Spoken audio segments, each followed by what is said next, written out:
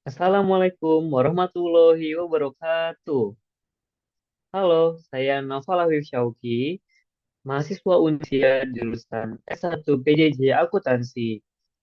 Presentasi ini ditujukan untuk memenuhi tugas UAS mata kuliah Ekonomi Makro yang berjudul Analisis Makroekonomi Amerika Serikat tahun 2023 sampai 2024.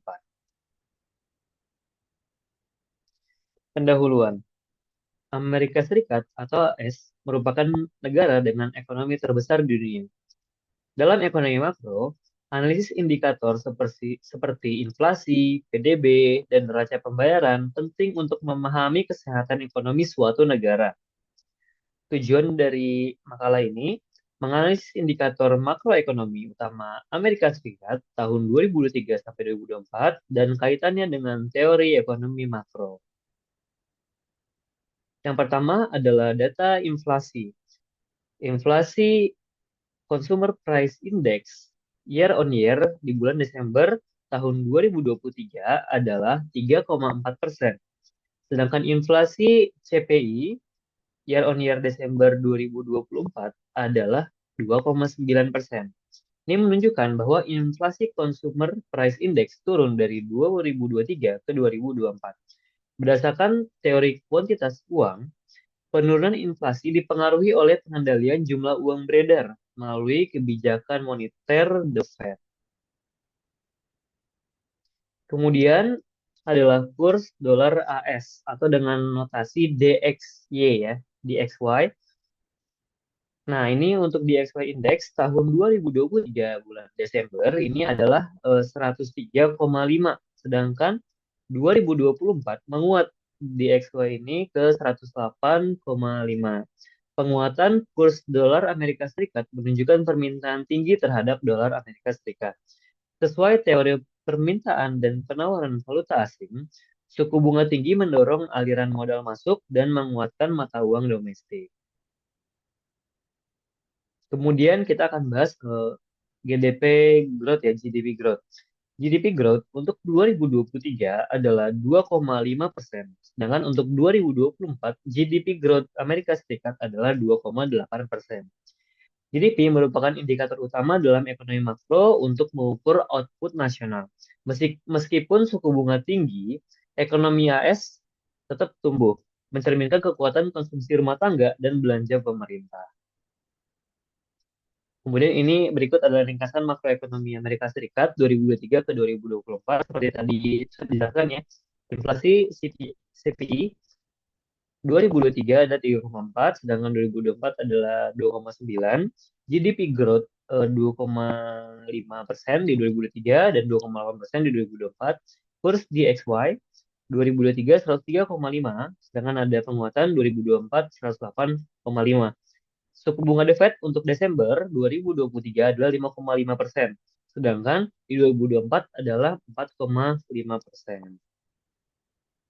Berikut adalah neraca ekspor dan impor Amerika Serikat. Untuk ekspor 2023 ini dalam triliun USD ya. Ini ada 3,07 triliun USD. Untuk 2024 ada 3,19 triliun USD. Ini mengalami kenaikan 3,9%. Kemudian untuk impor 2023 ada 3,88 triliun USD dan 2024 ada 4,11 triliun USD. Untuk impor sendiri mengalami kenaikan yang lebih besar daripada ekspor, yaitu pada 5,8%. Kemudian ini adalah struktur ekspornya ya, struktur ekspor paling besar dari pesawat dan mesin. Ini nilainya dalam miliar USD ya.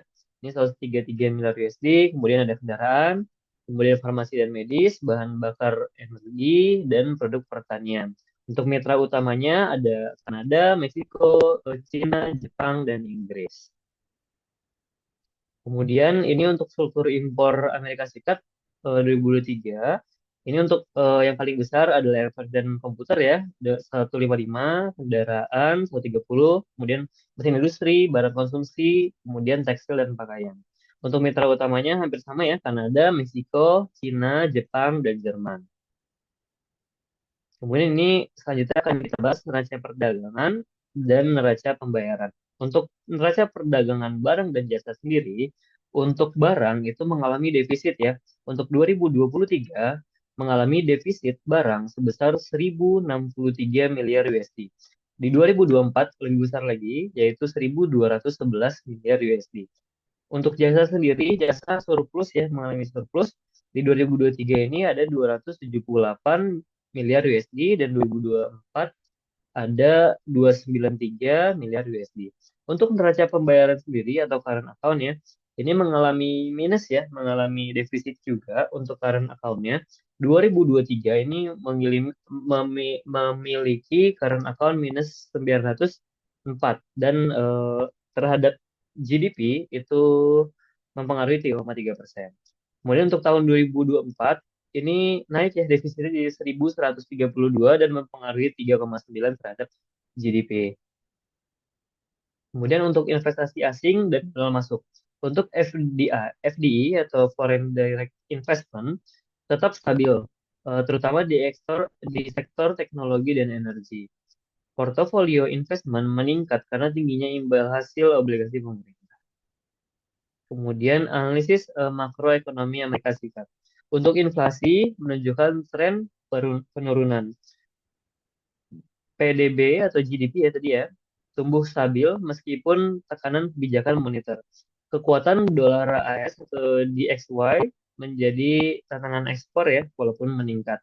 Kemudian defisit perdagangan dan current account menandakan tekanan struktural. Kemudian arus modal masuk menjadi penyeimbang penting dalam neraca pembayaran. Kesimpulannya, yang pertama, ekonomi Amerika Serikat tetap tangguh di tengah tekanan global. Yang kedua, kebijakan moneter berhasil menurunkan inflasi secara bertahap. Yang ketiga, ketidakseimbangan eksternal tetap perlu diwaspadai. Dan terakhir, diperlukan penguatan sektor ekspor dan efisiensi industri domestik untuk memperkecil defisit. Untuk daftar pustakanya dapat dilihat 1 sampai dengan 8. Baik, terima kasih. Kurang lebihnya mohon maaf. Wassalamualaikum warahmatullahi wabarakatuh.